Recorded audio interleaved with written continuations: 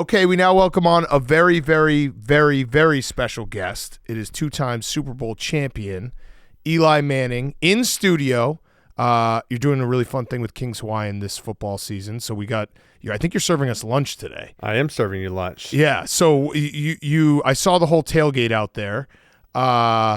What's like? Are you traveling around with King's Hawaiian this year? Because this is gonna be fun. It's the best food. I'm so excited for it. Yeah, no, it's excited to partner with King's Hawaiian again and be a part of their Slider Sunday campaign. So I think as you get into the fall, everybody's excited for the football season, obviously, but a big part of the football season is tailgating or just watching games at home, having friends, having family over, and it starts with great food. And it's a staple in our household is King's Hawaiian and their rolls. So we have like a big kind of slider bar set up with, so you got your King's Hawaiian rolls and you just got your different proteins because we got so many kids around. So some are like grilled cheese, some are, hey, just a little turkey. You got your burgers, got your chicken. So a bunch of stuff. And so it's just it just makes sense to partner with them again because they're such a staple in our household. All right, so what does your NFL Sunday look like now? Because I'm very curious. We take our NFL Sundays very seriously.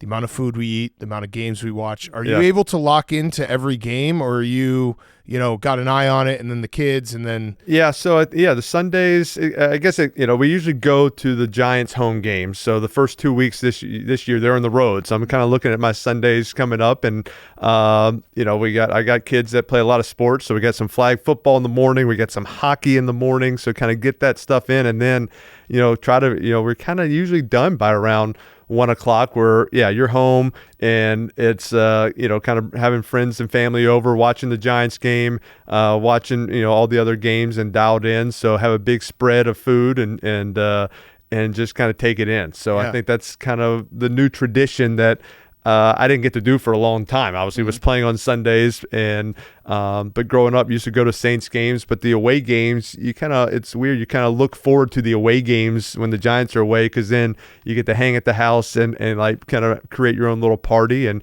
have your Slider Sundays. Yeah, you get multiple TVs, or are you just locked in on one? Yeah, just kind of locked in on one. You might have, different rooms might have a different game on a little bit, but just kind of, try to. I tend to stay with the NFC. I think just because having played in the NFC so long, I feel like I know those teams better and more curious. It always, when I was watching games, even when I was playing, I was always watching the NFC because it was more relevant to what I was doing, unless I was watching one of Peyton's games. But so I tend to watch the NFC. Do you still get the tape, like the all 22? Do you watch that? I do that for like preparation for Monday Night Football. So I do that if we have a game. So if as you get into the season, if I know, hey, next week, we're doing whatever, Dallas and Philadelphia. If one of those two teams are playing, I might tend to kind of watch the TV version of that a little bit. You see, you kind of hear some analysis of what's going on and see some different replays. But yeah, if I'm watching film and preparation, I'm on the all 22 and doing a little deeper dive. Yeah. So you've been retired for a while now. Do you still have like the itch in the summertime when training camp starts? You're like, this is about to be football season, or you're like, I'm like, so happy. Awesome. I'm like, this is amazing. I still, August hits and everybody's like, I remember, thinking like late July, like, oh, summer's almost over. I'm like, no. I still got like 6 weeks of summer late July. Our kids don't go back till after Labor Day. And no, I enjoy the summer and getting to play some golf, run around with the kids, go to the beach a little bit, and just have a little downtime before the fall hits, because all of a sudden football season comes and it is and kids are back in school and sports, and it kind of becomes a grind again, which is fun as well. Yeah, after guys leave the NFL, I'm always curious to know like what is their first experience with an NFL Sunday like, where they get to actually sit down on a couch and just take it all in. Because you don't get to see that. I mean, if you have bye week, I guess you get the chance to watch the primetime games. Yeah. But just spending all day on your couch watching television, it's the best. It is. It is so fun. And so I'm happy for guys that get to experience that for the first time. Yeah. No, it is fun, and it's awesome to do. And I think it depends on how your retirement went, is whether you enjoy that or don't enjoy it. If you kind of got to end it on your own terms and say, hey, I'm ready to be done. I've played enough. and I don't want to play football anymore, it's easier to sit on the couch and watch the games. If you kind of get retired where you want to keep playing it, no one wants you to play anymore, you're watching it and you're like, oh, I could be playing better than this guy. I'm better than that guy. Then you're kind of bitter at it. So I was happy. I was like, I'm done. I'm ready to be done. I'm gonna watch games. I'm gonna root for these guys. I'm gonna root for the Giants. I hope they win. I hope the new, Daniel Jones does well. But when he was there at the time, still to this day, I hope Russell Wilson does awesome this season. So I'm watching all the games, rooting for the quarterbacks, rooting for players I've gotten to know over the years, and so it's I enjoy my Sundays. All right, so you were up for the Hall of Fame this year. You had a very gracious answer when you didn't make the Hall of Fame, which obviously is to be expected because you're good at the media. You're a very good guy, and you're like, I'm happy for all the other guys. At what point can we? I think you need to like game plan this, and like if it's like year 7 or 8, just do a heel turn and be like, no, this is fucking bullshit. Like I won 2 Super Bowls. What the fuck are we doing? Put some pressure on. Yeah. Will you at some point will you start doing that and being like, you know what? This is absolute bullshit. I should be in the Hall of Fame. I don't think that's just not really my personality. I don't think that's gonna happen. What if it takes like 15 years? Could we get that? No, it's just like shit. I'm sorry. If one day I change my mind and I become like the bitter ex-football player. Hey, back in our day, we were tough, and like I become that guy where I always thought it was very easy. Oh, playing this guy sucks. It's easy to play quarterback. No, I know it's hard. Like that's why when I commentating, like I know it's difficult. I know they got a hard job, and I can relate to what they're going through. I think, unfortunately, after a certain amount of years, you forget how hard it is, I think, and you're like, oh, it's easy. It looks so. You see other guys playing well, and you forget it's difficult, and then you become the bitter guy. So if I ever become the bitter guy, I'll come back on the show and I'll start my campaign. Yeah, you could do it here. All you could be like, hey, this is absolute bullshit. This guy's in the Hall of Fame. He shouldn't be in. Are you like? You obviously want to be in the Hall of Fame. It'd be an incredible honor to be there. In Canton, there's only a few hundred. Have you like thought about that moment? Have you let yourself think about that moment, or are you just like, hey, when it happens, it happens? Well, I'm scared of public speaking, so it's almost like I'm kind of scared. Like, what would my speech be? Like, what if I screw up that? It's gonna be a lot of preparation. So no, I think obviously it would be an unbelievable, dream to join the greatest players to play the game, and to be a part of that group would be a tremendous honor. But it's not something that like it's gonna change my life forever if I get in. Like I'm proud of my football career. I'm proud of my teammates. I'm proud of the friendships I've made through football. So that'll always be more important than some honor or award that's given to you after you're done. Has Peyton worn the gold jacket around you? Yeah, he wears it all the time. It's like our like just a Sunday dinner. Like we're back in New Orleans, what a dick. And he just like pops on the gold jacket. It's really annoying. Yeah, I remember when Shannon Sharp got in the Hall of Fame, he said something very nice. He said, "I'm not even the best football player in my family." That would have been nice if Peyton had said something like that in his speech. Did you talk about Arch? that? He would be lying. Yeah. Talking about my dad, maybe. Yeah. You just have to be very careful when they make the bust. If you go in the Hall of Fame, you have to like practice the face or you could give us a Manning face as a bust. Manning face, yeah. I don't know, how they choose that. I mean, I'm sure Peyton had a lot of directions and like tried to wear his hair different, like more down and flat down, so he wouldn't show as much forehead. But it didn't work. I heard you saying that Peyton's a big voice memo guy. Oh my god, doesn't really text. He just sends like, how long are these voice memos that he sends you when you guys are prepping? When we're prepping, he sent he sent one the other day. He goes, "Hey Eli, you should watch Chicago's."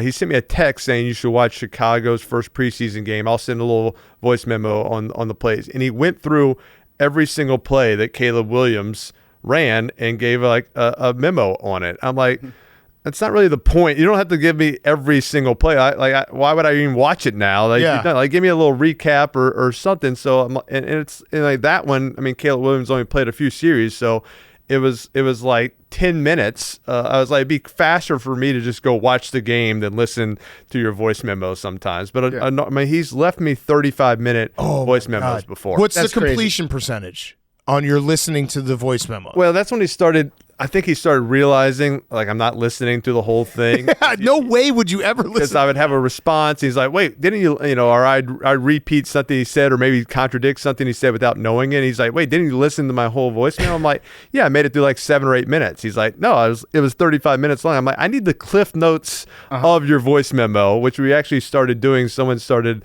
like typing out the main points and then sending that to me. So I kind of get the idea. I'm like, I just don't have like I don't have 35 minutes all the time to like sit down and listen to you talk. Yeah. And then he started like leaving little, like halfway through the voice memos, he'd be like, Eli, this is a test to see if you're still listening, and have like some code word like, hey, the gravy was good. You know, text me that if you listen to this thing. Of course, I don't text him. He's like, I know you didn't listen to it. You're like, I know I didn't listen. Yeah. I'm telling you, I'm not listening to it. You got to cut it down. I need it 15 minutes and under. I feel like there should be, you know how you can listen to podcasts on 1.5 speed, 2 times speed. That should be an option for voice memo too. Yes. So you can just breeze through it. Yes. So when it comes to your prep for things, what is your side? If you're doing the Manning cast and you're getting ready to watch, obviously you watch the games, but I feel like your strength on the show is kind of busting Peyton's balls. Right. When he gets like his head too big a little bit. Yes. So how do you prep for that? Well, a lot of it is, you know, we kind of get some ideas, like, you know, we'll Peyton and I will talk, and maybe, you know, our producers and people will do a good job of something we say in our preparation. And, you know, we say, hey, whatever. Chicago does a great job of running bang eights. And so they'll respond back to like, hey, what's a bang eight? Maybe y'all can explain that. Or, hey, it's something we say that we're using our terminology that we need to explain it to the fans. And so, you know, Peyton will say, all right, I'll get up and I'll go through the route tree and I'll go through everything. So when I know he's going to get up and do something, that's when I'm like, all right, what can I bust him on now? Like when he's up there and he's on the spot and he's explaining something, you know, the vein starts coming out in his head. He starts talking real fast and mumbling over everything. That's when I have to shine, and like I gotta ask him a bunch of questions. I gotta get him more flustered. I gotta get him going here. So that's when I start, you know, kind of thinking outside the box. Yeah, it's a great show. It's a great show. Who's your favorite guest you've had on?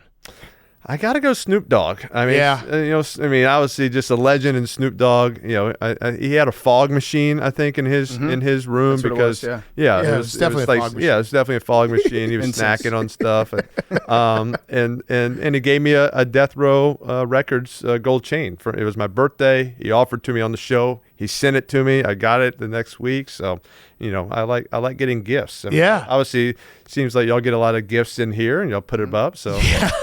We do. We keep it nice. I told and you, tidy. this is about as clean as we get in here. It looks good. Yeah, we cleaned it up for you. Thank you. It's very lived in. Yeah. I don't know if you know this about us, but we're kind of like the podcast version of you. We're the Iron Man. You are. Of the podcast. I don't think we've ever missed a show. Never missed a show. 9 years. Yeah. 9 years. 9 years. Missed a show. How long did you go without missing a game? I went 14 years. Whew. Or 15 years. So you got a few more years to catch up. I think we can do it. What's the worst thing that you ever played through?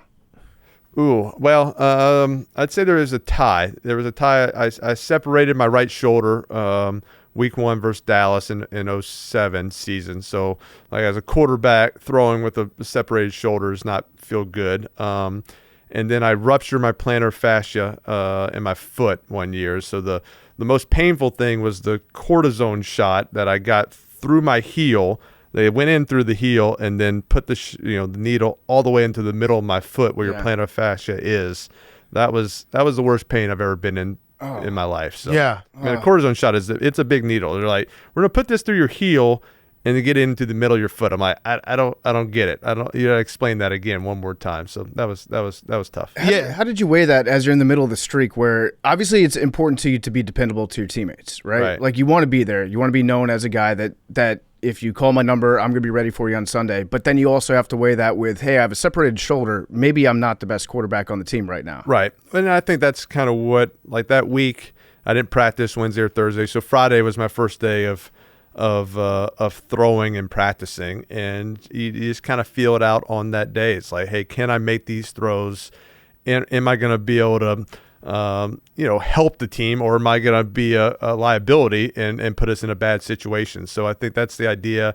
And I think it's always like, hey, is the adrenaline of the game going to get me through this, which I always think it will. And I think so. You always want to be there for your teammates. You always want to play. I think about my offensive linemen. Those guys are like always hurt. They're always banged up. They're sore going into the first game just from training camp of 2-a-days. Back when we had 2-a-days of hitting each other. So you didn't want to be like, oh, I got this little thing. I can't play. You want to kind of set the standard. Hey, I want to be at practice. It's important to be at practice. It's important to be into games, and just never felt that the injury I had was gonna make us worse. I always thought, hey, with me out there, just be able to get in, even just from the mental side, get in and out of good and bad plays, just to run the system, knowing what everyone's doing, the checks, that I can figure out how to manage this game. Mm-hmm. Yeah, you also and this is going to be a compliment, but it might seem like it's not. You were good at a self-sack, where it's like, I'm screwed.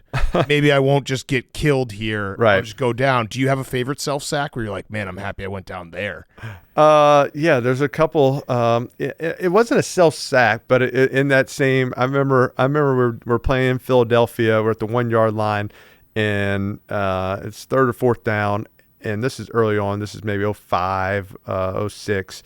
And we're going to go quarterback sneak. And, I've done a few quarterback sneaks, not great, but I always just kind of like take one step back and go low. And the coordinator says, hey, think about going high on this one. Like, jump up, do the old, Drew Brees. Superman, yeah. Yeah, Superman, like put the ball over the goal line. I'm like, all right, I'm going to think about that. And all of a sudden, like right before Jeremiah Trotter is he goes high. Like if I would have gone high, we would have connected like head to head, and I probably would have died. So that was my greatest decision. Like, nope, I'm going to go under, got the touchdown, and right there. But yeah, I think, I was never wanted to take extra hits. I think as a quarterback, it's easy to get hurt in this game. It's something, you screw up a little something, it can affect the whole game. And so just there are definitely times to kind of learn how to throw, shield your body. Don't just take hits right to the face all the time, and take these, kind of throw and get down and just avoid those big hits. Yeah, and it is a skill. Like there, see Mahomes, even Lamar Jackson, where like he's running a lot, but it feels like he very rarely gets fully squared up. Right.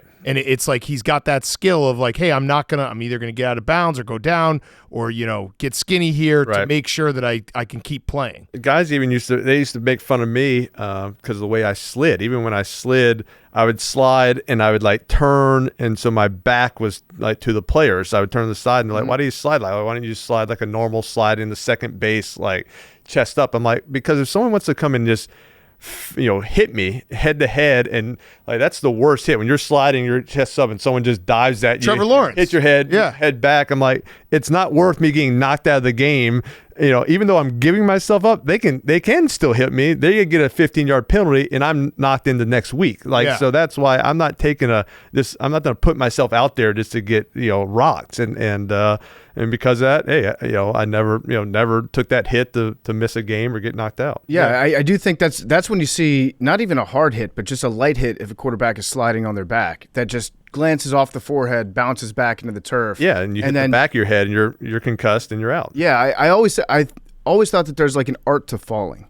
Yes. Whether you're running back, I do a podcast with Arian Foster, and he always talks about how he would practice falling down and how practice getting tackled. Yeah. During the week, and it was something that helped him with longevity. Is that something that you tried to do too? Yeah, I think just you didn't want to think about it. The coaches weren't like, hey, you always want to finish your throw and make sure you're stepping in the throw and you're not, ducking too soon. But there is an art to, getting tackled. I think flexibility is a huge thing as a quarterback. As you're like getting tackled, being flexible is so you can like take some of those hits, or if you get tangled in weird moments, you kind of pop out of it and don't get hurt. So I think there is an art to like not taking the big hit. Yeah, I have just a straight up compliment for you. I think that you were very good in terms of how you would always handle any mistakes that were made during a game, maybe by a teammate. You would always be like, hey, it's my fault.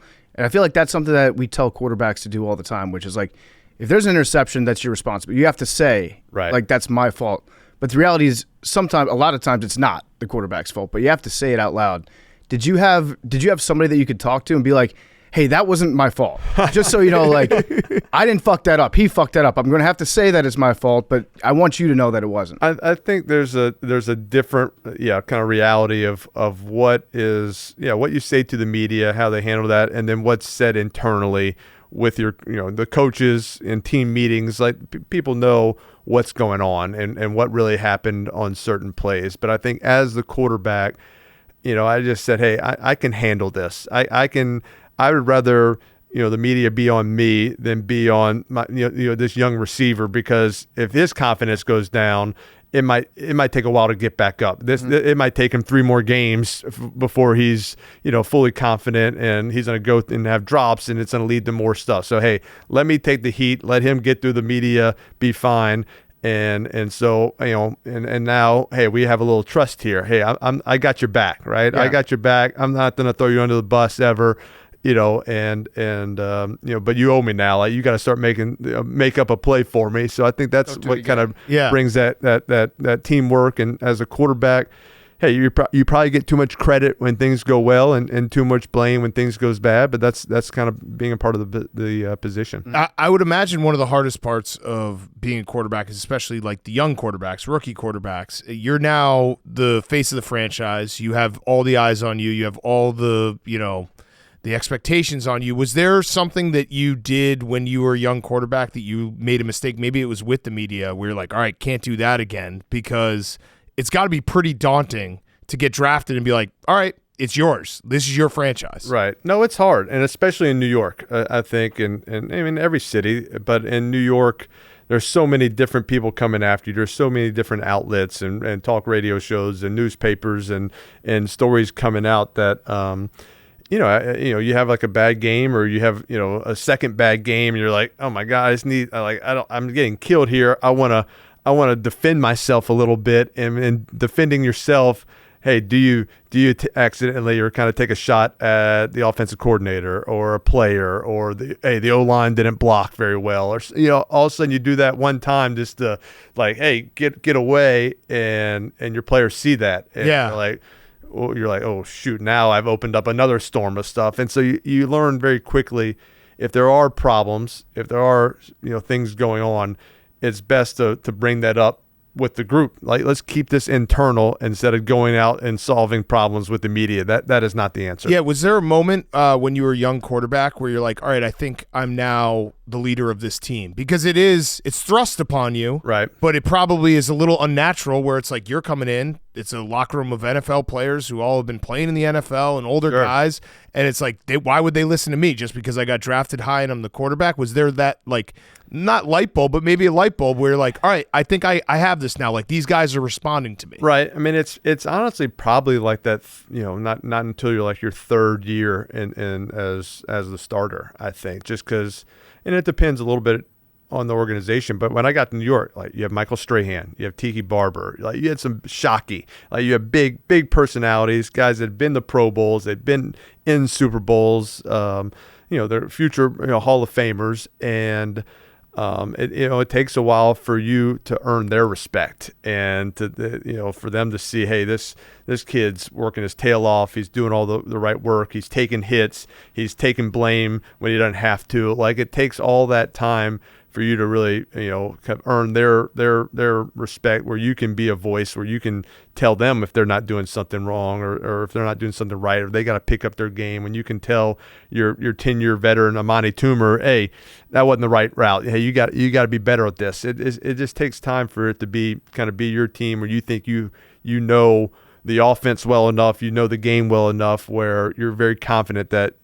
when what you're saying, it's the correct thing. Yeah. And even going into, I think it was your 4th year, it was still kind of a question mark. Like, sure. Are you the guy in New York? And nobody really knew the answer to that question. Did you feel like that was a make or break year for you? 100%. Going into that 4th year, I think it was we'd been to the playoffs the 2 years before, had not won a playoff game.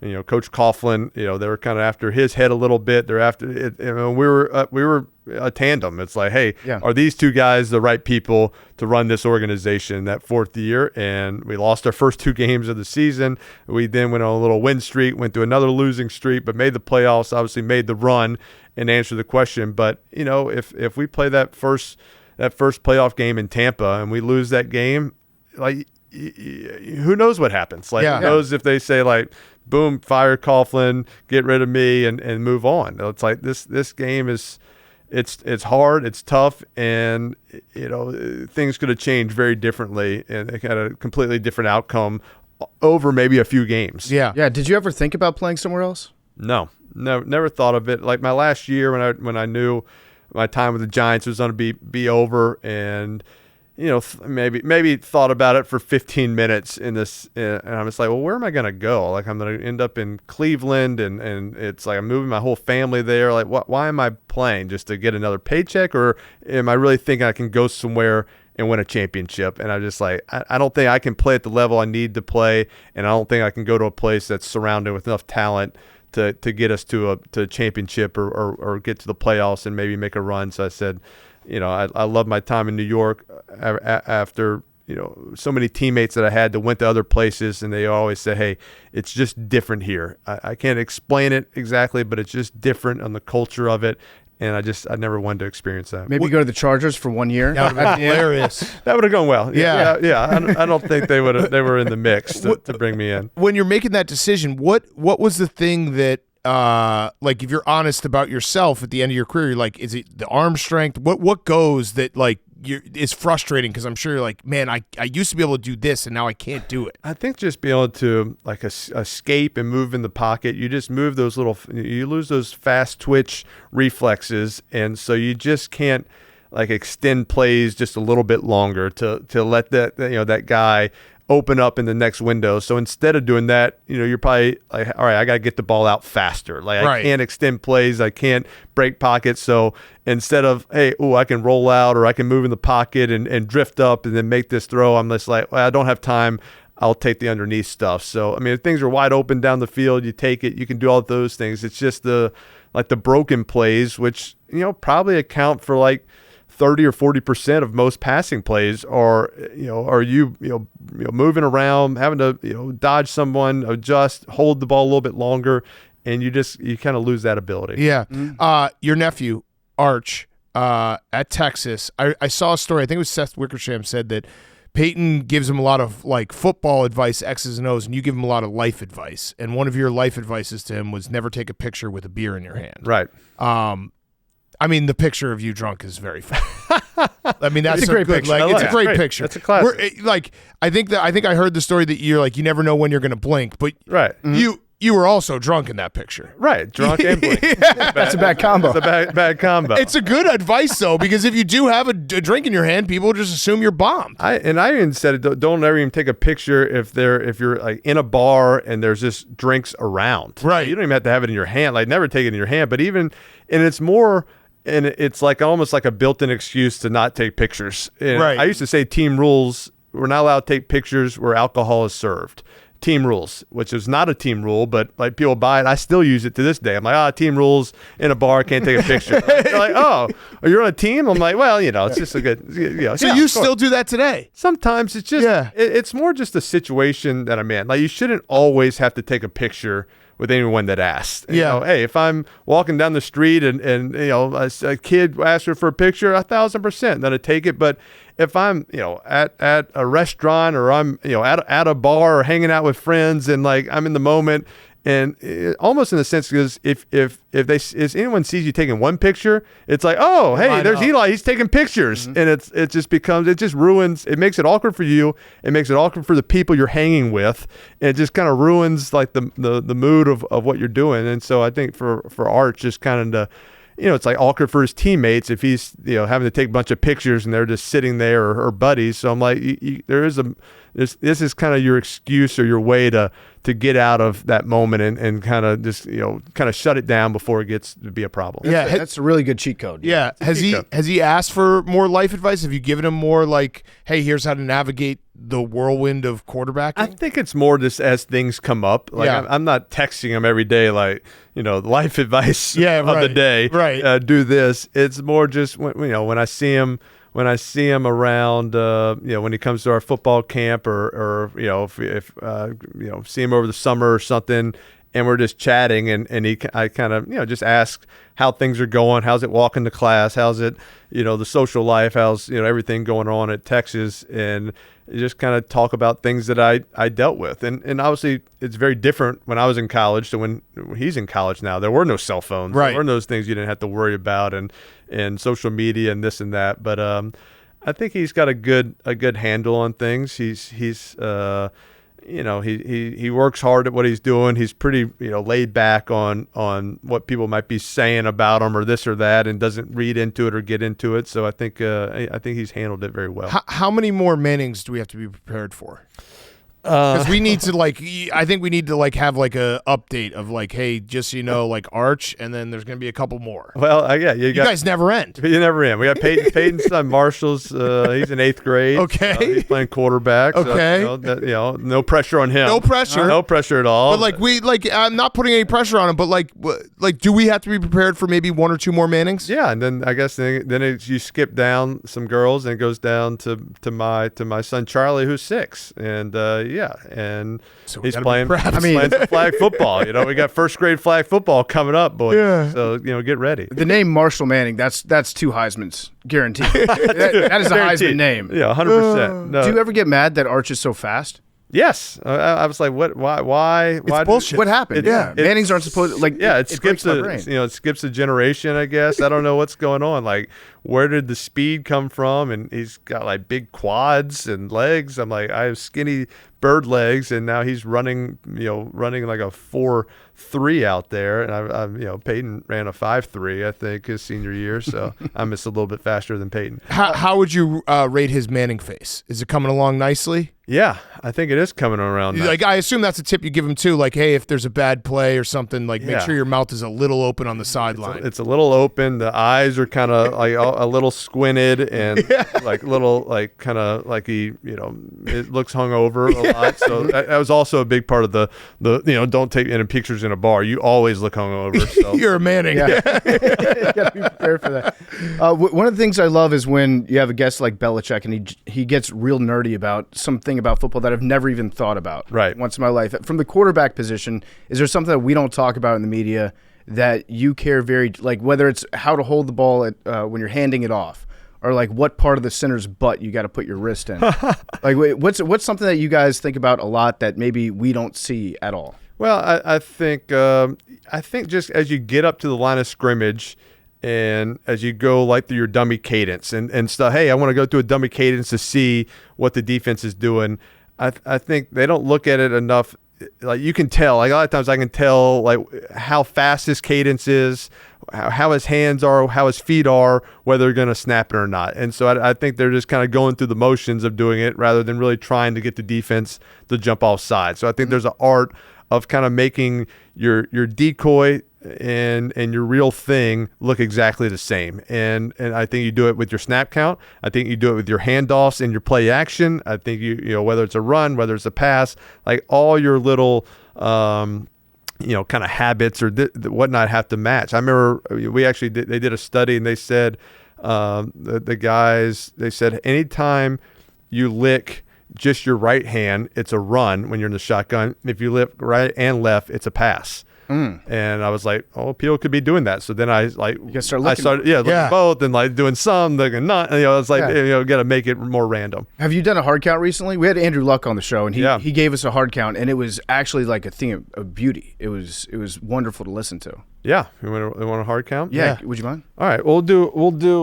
So this is what we used to have a thing called Daytona. That was our dummy count. So that means there's no snap count. So our cadence, you get up there and you go through. You go, hey, 54 is the mic, set. 580, hut. All right, hey, easy. Hey, remike it. 58's the mic. And then whatever color you said, if you said red, it was on 1. You said white, it was on 2. You say blue with the number, it was on 3.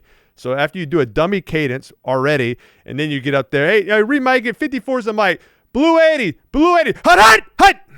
Yeah, I would have jumped. I would have jumped. Yeah. Offside. You've already done the dummy. You've already changed everything. Everybody usually thinks the next one's it's coming on 1, and you go on a hard 3. That was an easy jump. Would you practice it in private?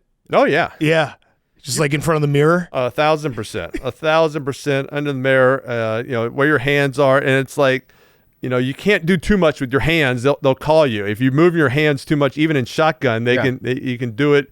Even we did a lot more under center also. You can't head bob too much. If you do too much head bob and down, they'll call you for moving too much. So you got to be able to what's the limit of having a little bit, and like how do you normally say hut versus what's the dummy one? Yeah. We're in Chicago. I heard you had your first shot of Malort last night. I did. Oh, congratulations! Thank you. It's delicious, isn't it? It's not the word that was first popped out of It'll my grow on head. It lingers. Yeah. It stays with you. That's the thing about Malort. It's like a kidney shot where you take it and then you're like, that's not bad, and then like 10 seconds later you're like, oh wait, that is there. bad. Yeah. That's staying here. Not my favorite. It's like an accomplishment when you get it. Or like the first time you get hit during a game, you're like, all right, we're playing football. It's like, all right, we're drinking tonight. Yeah. Kind of woken up here. But since we're in Chicago, can we talk a little bit about Caleb? Yeah, please. So I feel like my take on him, and Big Cat's a Bears fan. I'm a Bears observer, but what I've seen, I think he's still obviously got all the physical talent in the world. Yeah. I think he's going to be very good this year. I think Ben Johnson's going to work with him. But when you're watching him last year, what did you see that he was struggling with as a rookie?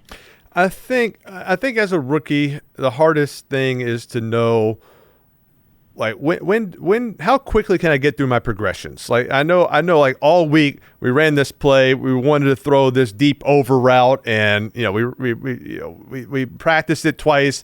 I hit this over route, and it was great because we in both times. One time I got it versus man, one time I got covered 3. This play is perfect for both those. And all of a sudden you get to the game and you get a different coverage, and it's like, all right, how long do I hang on this thing and try to squeeze it in or hold it a little longer to maybe hit that third window, and I can still make that throw, or hey, let me just get the ball out, take my check down, and we'll come back to it later. Like I think as the quarterbacks grow, the offensive coordinators will call a more aggressive game and call more shots down the field if you don't get the look on that play. If you just go get 4 or 5 yards and find a completion, we can we'll come back to it after we get a first down, and or the next possession we'll come back to it and call that play again. If you're not gonna take a sack and I can't call these plays down the field if he can't just make these quick easy decisions and just keep it going. Like we can't have the negative plays, and I think that's the young quarterback, and it happens to all of us. It's like you want to do what you practice, you want to make this play because the coach loved this play, but sometimes you got to just play football and avoid the negative plays, the incompletions, the sacks. Those things are what stop drives, and I think that'll happen as you mature, as you get more comfortable with your offensive coordinator. You have more time with them, and you kind of understand that system. Like of hey, this is why we're calling this play for this look. If we don't get it, make the best thing possible. Let's avoid the negative play. What do you think? So from everything I've read, like Ben Johnson talked about it in training camp, like we're turning the fire hose on him. We're going to throw everything at him so that when we get to week 1, it will look a little easier. Did Coach Coughlin ever do something similar where it's like, hey, we're going to make this really hard on you. We're going to send free guys. We're going to basically tilt it for the defense so that when you do get to the game action, it looks easier. Yeah, no, I think that's the right play, because I think the especially when you get a new coach, new offense coordinator, they got to know kind of what they're dealing with, what he sees, what he handles, how much. Obviously he has the athletic ability to escape things and do things, but what can we throw at him, and let's give him the tools to everything. He has the ability to check plays and to if he sees 0, get to 0 beaters. Let's give him all that ability. Let's see what he can handle, what he can't handle. How much can we throw on his plate? Is this slowing him down, or is this freeing him up that he can do all these things? So I think you want to see what you have, and then as you start the season, hey, let's start. This is what he can handle. This is our system, and let's do those things, and then we'll kind of grow and grow. But I think preseason, you want to throw everything at him humanly possible, so he's comfortable with these things, and then maybe dial it back down for the start of the season and build back up. And you hope it clicks. I mean, your 2 Super Bowl runs, were you in the zone? Did it click where you're just like, this is not easy, but I see it all, and it feels good, and the confidence just grows? Yeah, I mean, I think for both of them, we're very confident. also we're like, I was very confident in how our defense was playing, and it was like, hey, defense is getting sacks. They're playing well, so we don't have to be so aggressive. Right. We can just take completions, don't make mistakes, don't turn the ball over, stay in the games. We're running the ball well all of a sudden, and so it's like, hey, just play to the circumstances of the game and saying, hey, we're going to go out there, we got to score 35 points. If we don't score 35, there's no way we're winning. That's a hard way to play, because then you think, hey, I can't take a sack here, or this third down, I got to get a first down, or we can't afford the punt. When you're playing, hey, our team's playing well, play within the system. That's when you can play your best. Situational football. Exactly. Yeah. Hank is a Patriots fan, so I'm sure he loves you. Yes. Hank, I feel the love. Do you have any questions for Eli? Nope. As a Pats? No. No question. No question. Not even why? Why did you do this to me? They won 6 Super Bowls during that time. Stop being so greedy over there. Jeez. Good point. Hank? Yeah, that's a point. It was a point. Okay. It's like just the 07 one bothers you? That one? Is that the one? That's what Brady says. Just the 07 when they had the ability to go undefeated and be the greatest team of all time, and they can't say that now. That hurts him. Yeah. Is that the one, Hank? Yeah, that one hurts more. They both hurt. Good question, Hank. Do you think Tom Brady hates you? No, I don't think Tom hates me. I love the heckle Tom on social media. I like hiding behind like my phone and sending tweets at him. When I see him in person, I just like, hey Tom, like you're the best. And, I never talk trash to him in person, because he could crush you. He's got 7 Super Bowls and Super Bowl. He's MVP of the leagues and all this. But I'm very brave behind my social media account. It's pretty cool, yeah. So you and Peyton, you obviously, you guys were great rooting for each other. But if I hit you with True Serum in 2015, obviously you want him to win. Right. But if he doesn't, you have 2, he has 1. No, nothing to that. But like 1.01%. Not that you're rooting against him, more like, hey, if he loses, it wouldn't be the worst. No. You're a better guy than I'm a better all of guy us. than that. But also if you had seen what he went through after his injury and neck injury and changing teams, and I mean after that injury he sat out a whole year. So this is now 2000. He sat out the 2011 season. This is 2012.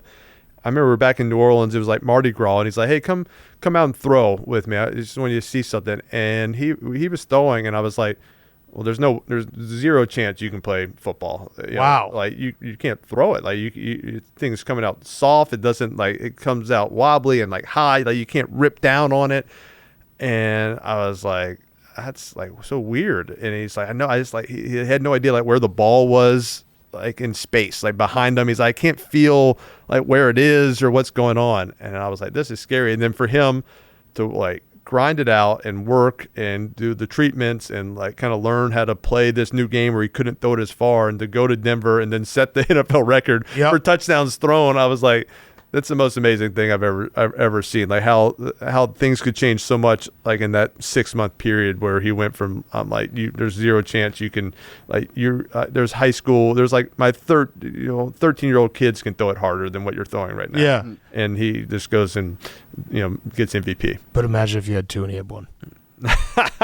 Just imagine. No, you're right. No, you're a good brother. You're a good brother. I did appreciate that, because it is like, you guys are competing in the same league, and it's got to be a little awkward at times to be like, especially when you play each other. It's right. Like, but I love your brother, but you want to win. This is a really tough place to survive. You definitely want to win when you're playing each other, but when you're not, you know how hard it is to get to a Super Bowl. You know like what it takes and how the breaks got to go your way and everything that happens. So when you do get there, you want them to win. And I'd been around him after he lost the Super Bowl, and it's miserable. It's like the worst thing in the world. I had to deal with twice for him, so I didn't want to deal with that again. Yeah. Mm-hmm. Yeah, I mean, there is a lot of luck that goes into winning a Super Bowl, for sure. You have to get lucky along the way a few different times. Do you have, there's an obvious luckiest moment for you, but is there... Which one? I'm not sure what you're referring to. So, if it's David Tyree's catch, that's just how we planned it. Right, that's how you drew it up. Yeah. No, I was just saying more like the luck that Tom Coughlin didn't die in Green Bay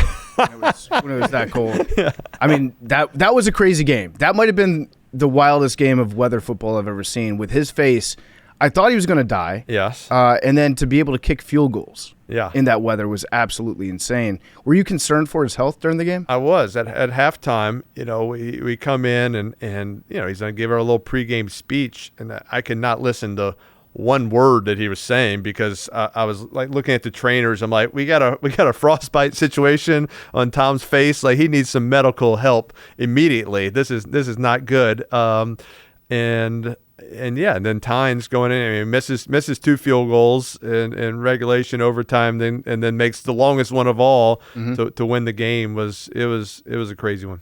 All right, got a couple last questions. Then we're gonna go eat some King's Hawaiian, which I'm very excited. I'm very about. hungry. Yeah, you were known as a prankster in the locker room. Is there someone who got you with the prank that you're waiting to get them back? Well, I made a mistake early on. I pranked one of our special teams guys, our punter, Jeff Fiegels, a longtime punter, and I was just like messing around, and I don't know, it was a bad prank. I like just tied all his shoelaces together and all his cleats. So when he got to practice, he had to like untie all these knots to put his punting shoe on. And you learn quickly, never mess with special teams people at training camp because they don't do anything. Yeah. They don't go to meetings. They don't have a game plan. Like he didn't even punt every day. It's like some days they punt at practice, some days they don't. So like unlimited free time. And so we were up in Albany training camp. I did this to him. The next day we have a night practice. I come out at like 8:30 at night to my car. It's dark.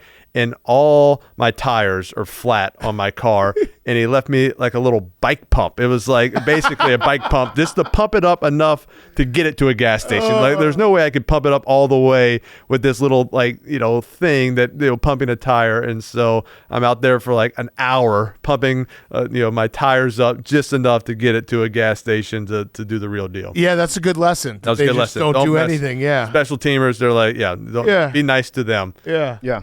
All right, I got one last question, rowback question, rhoback.com, promo code TAKE, 20% off your first purchase, Q-zips, polos, hoodies, joggers, shorts, rowback.com, promo code TAKE. This has been awesome. We appreciate you coming in.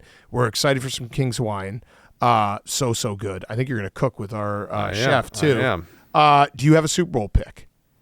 Super Bowl pick. Well, I've always rooting for the Giants. All right, I'll do it this way. Obviously, do you have a Super Bowl pick? You can't pick the Giants. Okay, so that makes there you go. That makes it easier for me. All right, so I'm going. I think these, for whatever reason, these have kind of been my two. I think there's a lot of favorite, people's favorite teams to watch. But I'm going Detroit and Buffalo. Oh, that would be an all-time Super Bowl. That'd be great, right? I think both these teams, you like the stories, you like Dan Campbell. I've been like, Buffalo's kind of been my AFC team for a while. Love Josh Allen. They're like right there on the crisp so many times, and obviously, Kansas City's been just strong for them and everything they're doing. But I enjoy watching them play. Enjoy watching Josh Allen, and so I'm staying with them. Okay. Yeah, I mean I would love to watch that Super Bowl, but it's also also kind of mean. Yeah. Whoever loses that is. Oh, it's just like crushing to their so devastating. Close up shop on the city. It's like we're not going to get any closer than this. Yeah, I might think about that. Yeah, I might become like a 4-year-old and be like, hope both teams can win. Yeah, exactly. A tie. Yeah, they have fun. Yeah, because that would be all time. All right, real quick, how do you think the Giants are going to do this year? I think their defense is going to be awesome. Defense is awesome. We're Jameis guys, so we're rooting for Jameis to somehow get in there. Jameis is pure entertainment. But yeah, like you said, I mean, their defense is set up to be very good, especially kind of in a pass-happy league. They can get to quarterbacks. So I think it's one of those deals where if they can get some leads, they can get off to some fast starts, then it's like the lead becomes bigger because they can get sack fumbles. They can get to the quarterback and really cause some problems. So I think Russell can do that. He can get the ball down the field. He can throw it. You got guys who can run down the field with Neighbors and Slayton and make the big plays. Got some tight ends getting open. So it all looks good and to make a run. And that's the great thing about the NFL is that you can go from winning 5 or 6 games to making a playoffs run just with a few new additions and free agency and what's going on. Yeah, ferocious pass defense. Yeah, ferocious pass rush. Ole Miss quarterback. There you go. I've heard this before. Yeah, it sounds good. Have you said that Jackson? Like, hey, Jackson I did it. Well. Yeah, exactly. Yeah. Jackson's done well. He's got the swagger, and so it'll be interesting. I think Russell. Obviously Russell's the guy, And let's hopefully Jackson gets a full redshirt year, because that means Russell's playing well and the Giants are winning games. Yeah, and maybe some Jameis. And maybe a little sprinkle in, just a little Jameis. I would love to see some Jameis. Jameis. Just maybe a primetime Jameis game. Yeah, just to get some sound bites. Yeah, exactly. All right, Eli, thanks so much, man. We really appreciate you coming, and always great having you on. Thanks so much, guys. Look forward to cooking with you all a little Yes. bit. Get some Kings and wine, get some Slider Sundays going. So it's football season, and love some tailgating, and this will be great. All right. Love it. Thanks. Let's Thank rip it. you.